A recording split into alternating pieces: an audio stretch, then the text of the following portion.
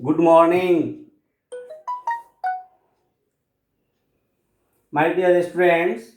We have come today on online class for revision of Unit 4. आज हम लोग unit 4 का रिवीजन करेंगे। क्यों?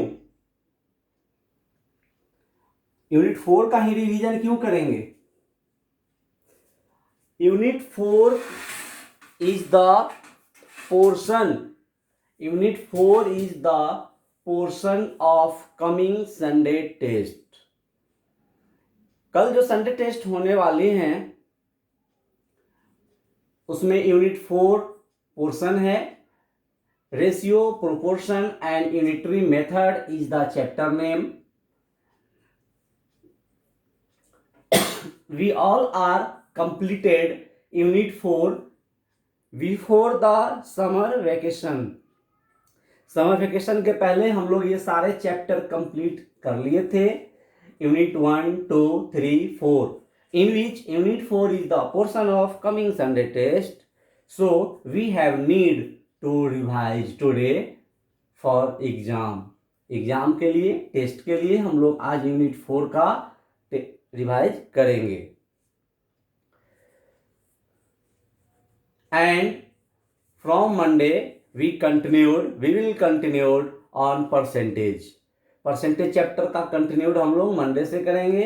Worksheet 1 have been given homework in earlier class. Worksheet 1 homework दिया गया है अर्लियर क्लास में। मंडे से हम लोग फिर कंटिन्यू करेंगे परसेंटेज चैप्टर। आज हम ratio, proportion and unitary method का रिवाइज करते हैं। इन द रिवीजन क्वेश्चन में be ask from you definition. Exam में क्या क्या क्वेश्चन आ सकता है, कैसा क्वेश्चन आ सकता है, आप उसे ध्यान से इसे नोट कर लें। All students must on your video and mute yourself and note down given points in your rough page. यही पॉइंट सब आपको मेनली रिवाइज करना है। ऑनलाइन टेस्ट जो कल होने वाले हैं उसमें इस तरीके का क्वेश्चन हो सकता है आए। Definition of given terms. Definition में डिफिनीशन ऑफ गिवन टर्म्स। इस डिफिनीशन में हो सकता है रेशियो, प्रोपोर्शन,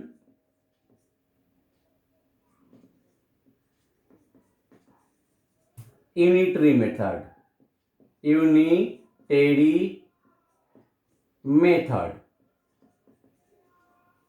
तो पहला डिफिनीशन आ सकता है।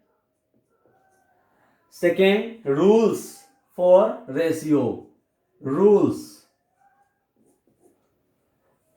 जो रूल्स पढ़ाया गया है रूल्स से भी क्वेश्चंस आ सकते हैं।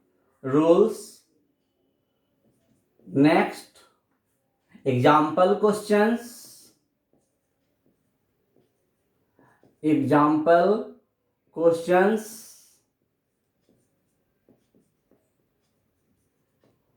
Next,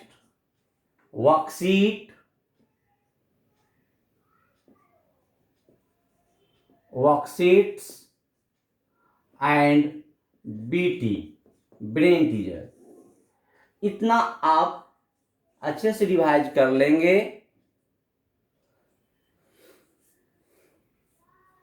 again list carefully definition of given terms, that means ratio, proportion and unitary method.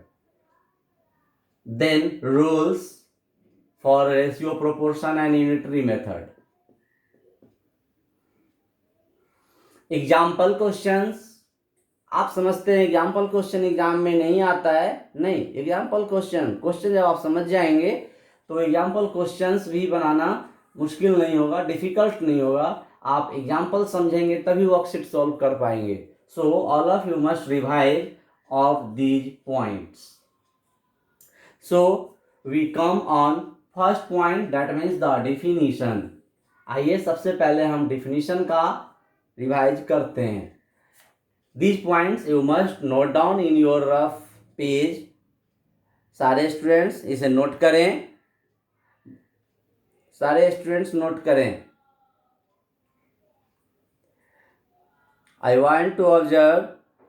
Yes, all students must be noted in your rough page now. Okay.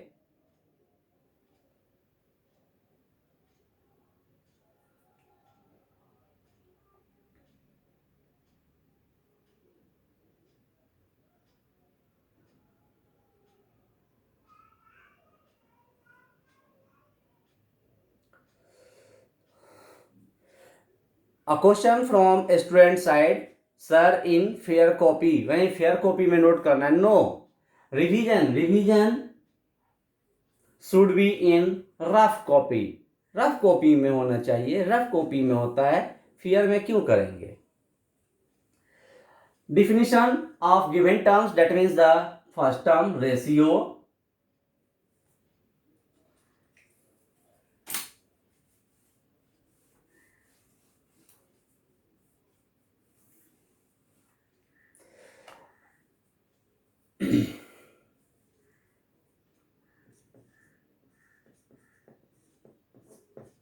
Ratio.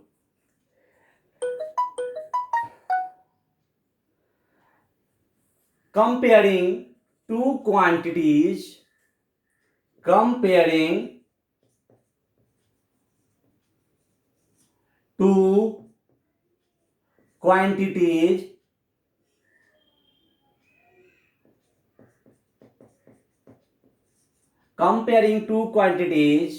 by division is called ratio. दो quantity का जब हम compare करते हैं division के form में तो वो रेशियो होता है.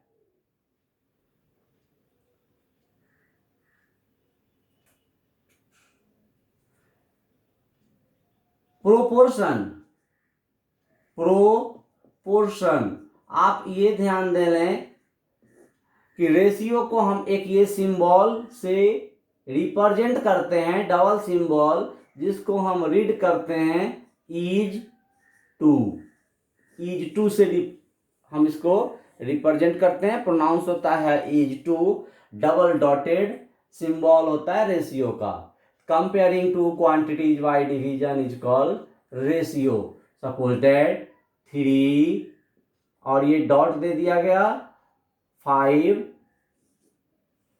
It pronounced 3:5. क्या प्रोनाउंस्ड होगा इसका?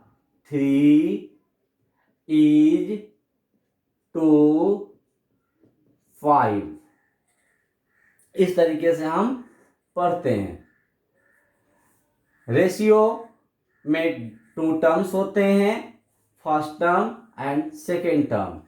रेशियो में 2 टर्म होता है, first term and second term. Proportion जो है इक्वलिटी ऑफ रेशियोज. इक्वलिटी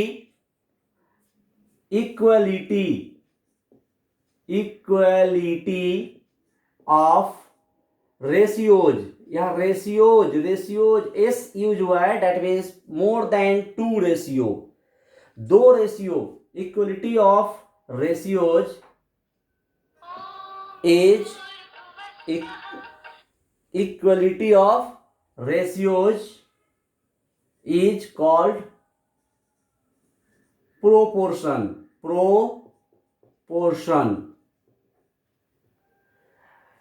यानी इस तरीके का है. अब इसका एग्जांपल देखते हैं. सपोज दैट 2 रेशियो लेते हैं. First ratio 3:5. एक और रेशियो लेते हैं 5:3.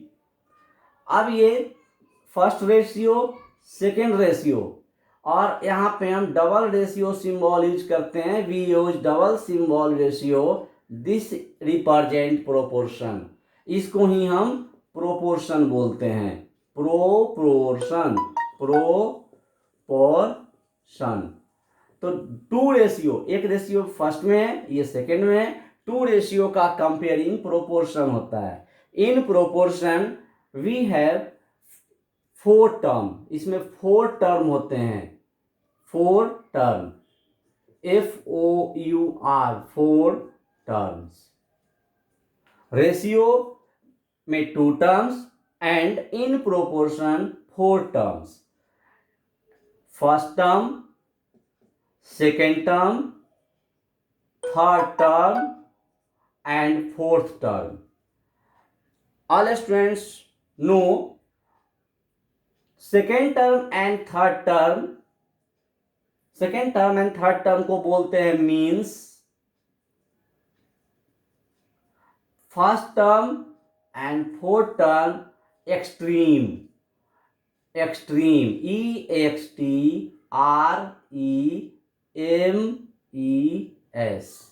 एक्सट्रीम्स। अब आप ये इतना रिवाइज हो गया, ratio comparing two quantities by division is called ratio, comparing two quantities by division is called ratio. In ratio we have 2 terms, first term, second term, first term होता है और second term होता है। लेकिन proportion में कितने होते हैं? प्रोपोर्शन में 4th term होते हैं, बिकॉज 2 रेशियो का कंपेयरिंग हो रहा है। 2 ratio, that means 2 terms in first ratio and 2 term in second ratio.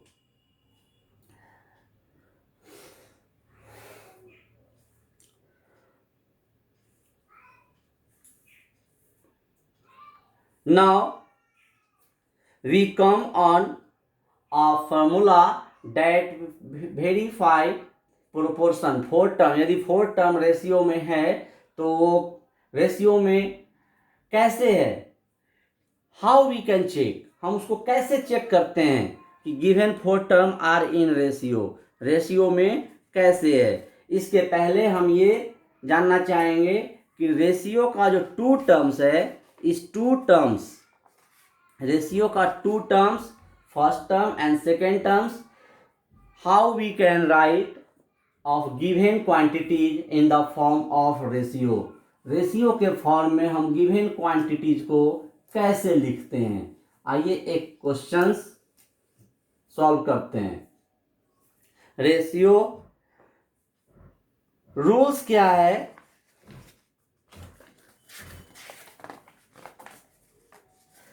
Same unit and same kind होने चाहिए। रेशियो में आप ध्यान देंगे, सेम यूनिट सेम काइंड्स होने चाहिए, तभी वो, सपोज दैट फर्स्ट टर्म दे दिया pen and second term pencil, then we cannot write in ratio। यदि first term, suppose that 15 pens to 20 pencils, then we cannot write these 2 quantities in the form of ratio। Ratio में हम इसको नहीं लिख सकते। क्यों नहीं लिख सकते हैं? Because 2 quantities are not in the same, same kind नहीं है, डिफरेंट है। पहले में पेन्स है, दूसरे में पेंसिल है। हाँ, यदि लिखा जाए 5 pens to 5 pens to 12 pens, then now we can write, अब हम इसको लिख सकते हैं, because both objects, both units are same, same होने चाहिए। इसको हम क्या लिखते हैं अब? तो 5/12, पहले हम कंपेयरिंग किए, ऑब्जर्व किए, ये स्मॉलेस्ट फॉर्म में है, then write is first term and 12 pen, 12 is second term, 5:12. But if question is 5 pens to 15 pens, यहां ध्यान देना है कि यदि क्वेश्चन 5 पेन्स हैं और 15 पेन्स है, सेम काइंड तो है बट क्वांटिटी जो है 5/15 नॉट इन सिंपलेस्ट फॉर्म, ये सिंपलेस्ट फॉर्म में नहीं है. If we write 5:15 then answer will be wrong. यदि 5/15 हम लिखते हैं तो आंसर रॉन्ग होता है. क्यों होगा? Because this is not in simplest form.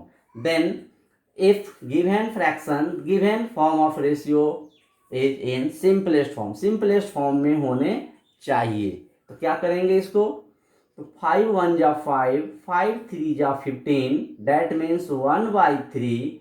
So ratio written in the this form 1:3. आपको ध्यान देना है कि गिवन क्वांटिटीज सिंपलेस्ट फॉर्म में होने चाहिए. तो 2 रूल्स वेरीफाई रिवाइज हुआ. First rule, given terms must be in same kind, same unit. given questions में given क्वांटिटीज जो हैं वह सेम होने चाहिए, सेम यूनिट होने चाहिए. अब सेम यूनिट का यहाँ मतलब ये है, सेम यूनिट का मतलब यहाँ ये होता है, suppose that given question is 5 meter to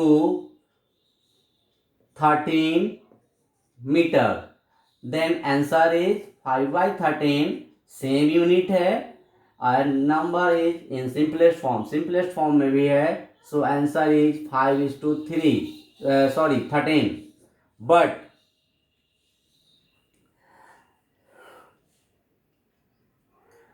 if question is 5 meter to 20 meter, here also same unit but 5/20 not in simplest form, 5/20 simplest form में नहीं है. so first we write it in simplest form. 5 1 जा 5, 5 4 जा 20, 1/4. so answer is 1:4. but if question is given 5 metre to 20 metre के जगह पे 20 cm हो जाए, सपोज दैट, अब क्या करेंगे?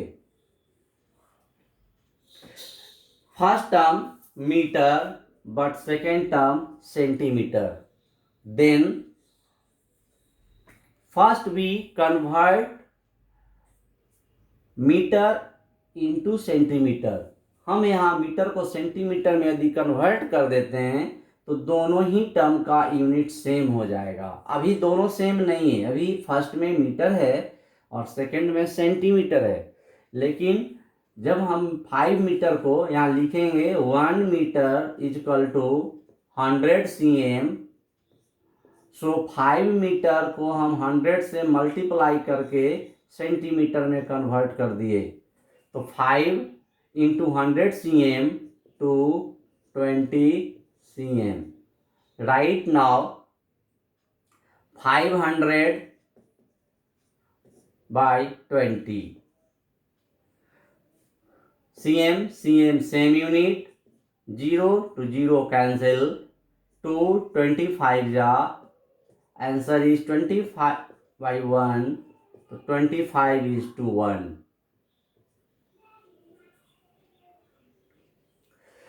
स्टूडेंट्स आप ऑब्जर्व करें, यदि केजी और इधर केजी रहेगा अच्छी बात है, सेम यूनिट होंगे. लेकिन यदि फर्स्ट टर्म में केजी रहा, सेकंड में ग्राम रहा, only gram, not in KG, gram, then you need first to convert KG in gram.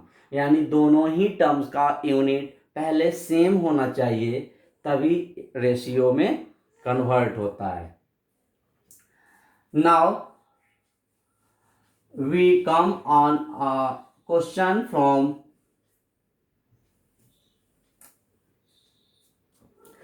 Proportion. हम प्रोपोर्शन का एक एग्जाम्पल भी समझाना चाह रहे हैं।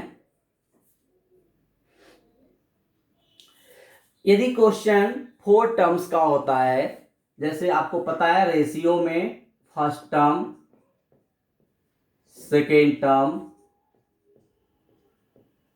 Third term and fourth term. Second term and third term means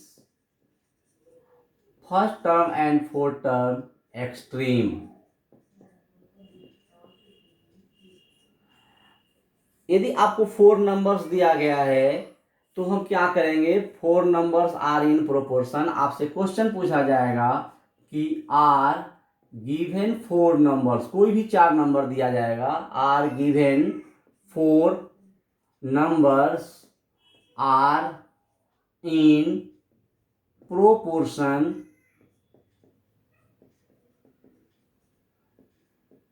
check it, दिया जाएगा चेक करने के लिए। यानी कि 4 नंबर दे दिया जाएगा, कोई भी 4 नंबर दे दिया जाएगा और आपको बोला जाएगा कि प्रोपोर्शन में है या नहीं है। तो आप क्या करेंगे, सबसे पहले आप लिखेंगे कि 4 numbers are in proportion if. इस क्वेश्चन का, इस तरीके का क्वेश्चन कोई भी रहेगा 4 नंबर, तो आप लिखेंगे given 4 numbers, given 4 numbers are in proportion if। एक फॉर्मूला मैं आपको बताया था, given 4 numbers are in proportion में फॉर्मूला बताया था कि प्रोडक्ट ऑफ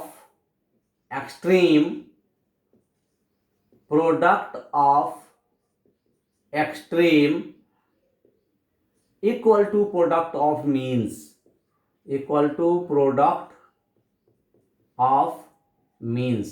आप इस फॉर्मूला को जरूर नोट कर लें। Product of extreme is equal to product of means. Product of extreme equal to product of means.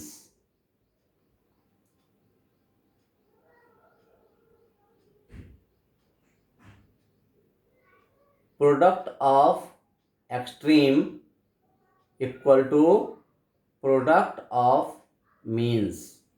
इसका मतलब क्या हुआ, इट मीन्स दैट, सर इसका मतलब हुआ कि जो प्रोडक्ट है, जो एक्सट्रीम्स हैं उनका जो प्रोडक्ट आएगा, यस, और जो मीन्स है उनका प्रोडक्ट इक्वल होगा, दोनों इक्वल होने चाहिए। वेरी गुड, बहुत दोनों अच्छा, का प्रोडक्ट इक्वल होना चाहिए। बहुत अच्छा आंसर, वेरी गुड।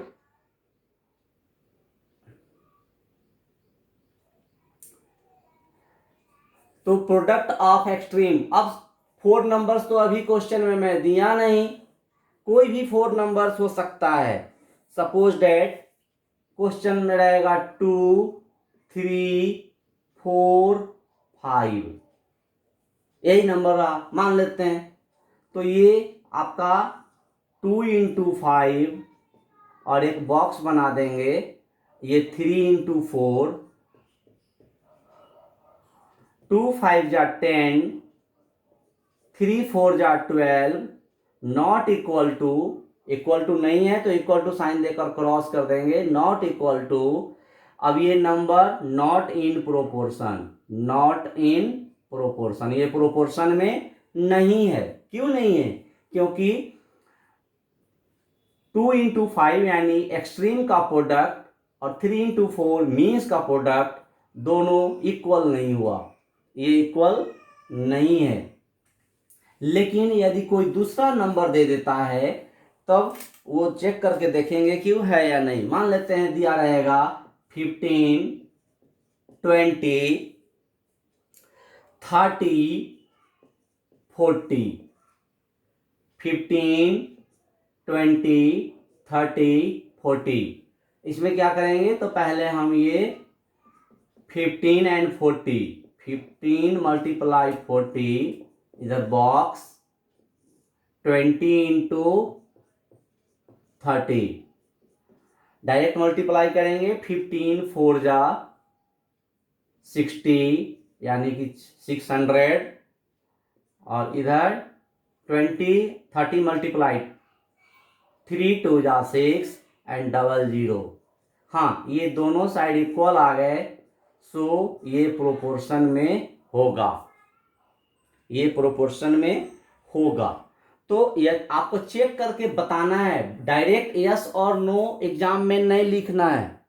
आप कभी कभी क्या करते हैं, रफ में वर्क करते हैं और आंसर शीट पे आप डायरेक्ट यस नो लिखते हैं। तो आंसर शीट पे ही आप रफ करें, साइड में सारे प्रोसेस आंसर शीट पे रहेंगे, तभी कॉपी एवेल्युएट होने में देखा जाएगा कि आपका प्रोसेस क्या रहा है, आप क्या किए हैं। डायरेक्ट आंसर कर देंगे, सही होते हुए भी मार्क्स नहीं मिल पाएगा, मार्क्स कट जाएगा। इस तरीके से रेशियो, प्रोपोर्शन का क्वेश्चन आ सकता है। यूनिटरी मेथड का क्या डिफिनीशन होगा? यूनिटरी मेथड में मैं आपको पढ़ाया था, 2 प्रोसेस होते हैं। First finding the value of one article या यूनिट बाय डिवीजन। पहले हम फर्स्ट का निकालते हैं, वन आर्टिकल का निकालते हैं, पहले एक का निकालते हैं डिवीजन करके, then finding the value of more article by multiplication. तब हम बाद में निकालते हैं मल्टीप्लाई करके। जब मोर का निकालना होता है यानी एक से ज़्यादा का निकालना होता है, तब हम मल्टीप्लाई करते हैं। ऐसे भी आप जानते हैं, आंसर ज़्यादा लाना होता है तो मल्टीप्लाई किया जाता है, आंसर कम लाना होता है तो वहाँ पे हमको डिवाइड करना पड़ता है। अब जैसे मान लेते हैं, question is cost of 5 pens. Cost of 5 pence is ₹20. Then cost of 2 pence. Question, ये क्वेश्चन यदि पूछ दिया जाए कि कॉस्ट ऑफ 5 पेन्स, 5 पेन का दाम 20 रुपीज है, तो हम क्या करते हैं, पहले 1 का निकालते हैं बाय डिवीजन करके। यहाँ लिखेंगे कॉस्ट ऑफ 5 पेन्स, एक ऐसा सिंबल में सिखाया था, इसको सिंस बोलते हैं। Cost of 5 pens equal to ₹20। Therefore, ये देयरफॉर का सिंबल है, देयरफॉर कॉस्ट ऑफ 1 पेन्स। अभी मैं यूनिटरी मेथड में बताया, first be finding the value of one article by division. 1 pen, इस बार पेन्स नहीं होगा, 1 है, पेन होगा, तो 20 डिवाइड बाय 5 इक्वल टू 4। पता चल गया, एक पेन का 4 रुपीज कॉस्ट हो गया। Now finding the value of more article bye multiplication, जैसा डिफिनीशन है, तो क्या करेंगे, कॉस्ट ऑफ कितने का निकालना है, 2 पेन्स का निकालना है, तो 2 पेन्स क्या होगा, तो 1 पेन का कॉस्ट 4 रुपीज, 2 पेन का 2 मल्टीप्लाई 4 2 जा 8 रुपीज, 8 आंसर। इस तरीके से पहले हम 1 का निकालते हैं, तब हम मोर का निकालते हैं। रेशियो का जो आंसर आता है, वो आंसर में हम रेशियो नहीं लिखते हैं, यूनिट नहीं लिखते हैं। सपोज दैट यदि रहता है 5 पेन्स टू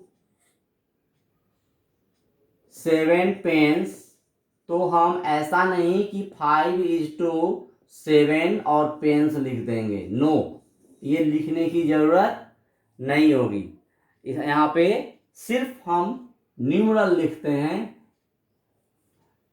क्वांटिटी ऑब्जेक्ट का नाम नहीं लिखते हैं। आप ध्यान देंगे, रेशियो सिंपलेस्ट फॉर्म में होना चाहिए, रेशियो सेम काइंड का होना चाहिए, रेशियो लिखते समय यूनिट नहीं लिखेंगे, जैसे केजी 5 kg 7 kg तो केजी नहीं लिखेंगे।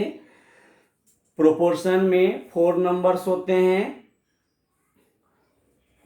Means first term and last term, means बीच वाला 2 टर्म को मीन्स बोलते हैं और शुरू वाले 2 टर्म को हम एक्सट्रीम बोलते हैं। ये बीच वाला मीन्स और ये एक्सट्रीम। एक्सट्रीम का मल्टीप्लाई करेंगे, मीन्स का मल्टीप्लाई करेंगे, दोनों का मल्टीप्लाई यदि सेम प्रोडक्ट आया समझ लेंगे कि वो प्रोपोर्शन में है। यदि क्वेश्चन रहा, आपके क्वेश्चन बुक से रहा और न्यूमरल बदल दिया गया, आप ध्यान से बुक पढ़ेंगे, क्वेश्चन पढ़ेंगे, ऐसा नहीं कि रटा हुआ आंसर कर लेंगे। यदि क्वेश्चन रहेगा कि साहिल बाई करता है, खरीदता है 8 बुक्स फॉर ₹72, हो सकता है एग्जाम में साहिल की जगह कुछ और रहे, राम, सोहन, मोहन, कुछ भी रहे। 8 के जगह पे कुछ भी रहे, 9 बुक, 7 बुक, 10 बुक, कुछ भी रहे, ₹72 की जगह पे भी कुछ भी रहे, प्रोसेस सेम होने चाहिए। क्वेश्चन ध्यान से पढ़ेंगे तो साहिल खरीदता है 8 बुक ₹72 में, तो 1 कॉस्ट ऑफ 1 क्या हो जाएगा, पहले हम 1 का निकालते हैं, कॉस्ट ऑफ 1 बुक, तो 1 का निकालते हैं बाय डिवीजन, यानी 72/8, देन कॉस्ट ऑफ मोर यानी कितने का निकालना है।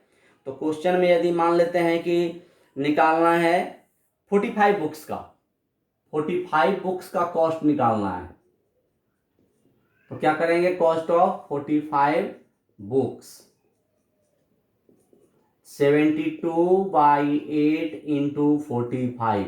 यदि एग्जाम में 8 की जगह 9 रहा तो यहाँ 9 कर देंगे, 10 रहा 10 कर देंगे, जो भी रहा वो कर देंगे।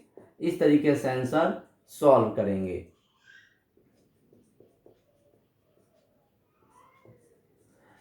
तो स्टूडेंट्स इसको सॉल्व करेंगे, रफ में सॉल्व करेंगे, ऐसा नहीं कि आप डायरेक्ट आंसर लिख देंगे। आप कहीं रफ में 45 इंटू 9, 9 5 जा 45, कैरी 4, 9 4 जा 36 प्लस 4 40, आंसर 405। ये आपका रफ हुआ, आप यहाँ लिख देंगे ₹405 आंसर। तो इस तरीके से आप सॉल्व करेंगे। Students listen carefully, you must write admission number, name, roll number, subject, date, parent sign on your answer sheet and send within the given time। जो टाइम दिया जाएगा उस टाइम के ही अंदर में आप भेजेंगे। All students must appear in test। On Monday we will continue on percentage। Okay, thanks।